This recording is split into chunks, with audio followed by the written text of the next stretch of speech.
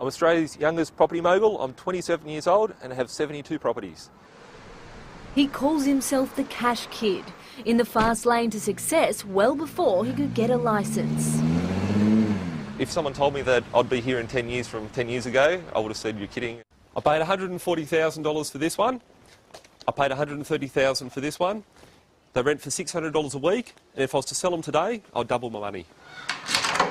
Nathan Birch started saving at just 13. 5 years later, he had a $35,000 deposit and signed a contract for his first property. It was just a humble little house out in Mount Druitt in Western Sydney, and I got excited from that and I kept buying more properties out there because it was affordable and the numbers worked in line with my strategy. It's a strategy that's allowed him to grow a $10 million property portfolio. His 72 properties bring in $700,000 in rent each year. After making mortgage repayments and paying off expenses, he's left with $200,000 in the bank. If I sold all my properties today, I'd have over $5 million sitting in the bank account, earning interest on it. So every property you own, you're making money on? Every property I buy, it has to make money from day one. If it doesn't make money, I don't buy it. Nathan's strategy is to find properties below market value with high rental returns, using equity to buy his next property.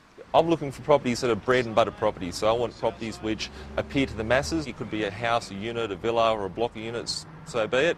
A bread and butter property where there's an ability to rent it very quickly, get an income coming in from day one.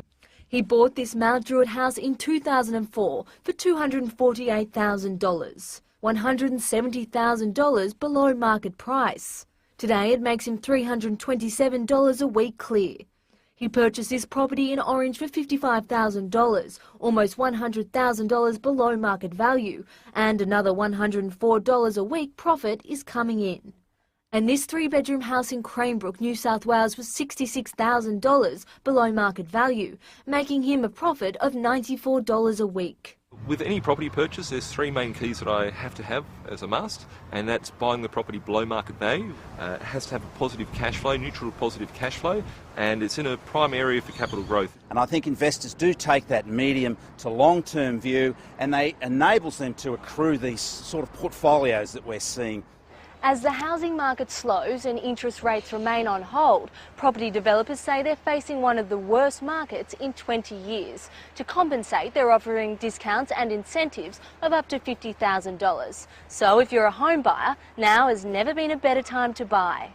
Look, another positive for investors currently is the fact that we have historically low interest rates. Now that also means historically low, not just for borrowers, but also depositors. Andrew Wilson from Property Monitors says Nathan's strategy is the key to success. The best places to find properties with high rental yields are suburbs on the fringes. Areas which are popular with buyers and tenants, such as areas that are close to transport, employment opportunities and other established residential infrastructure and amenities. And as for Nathan, his aim is to reach 100 properties in the next year. But if I can do it, anyone else can.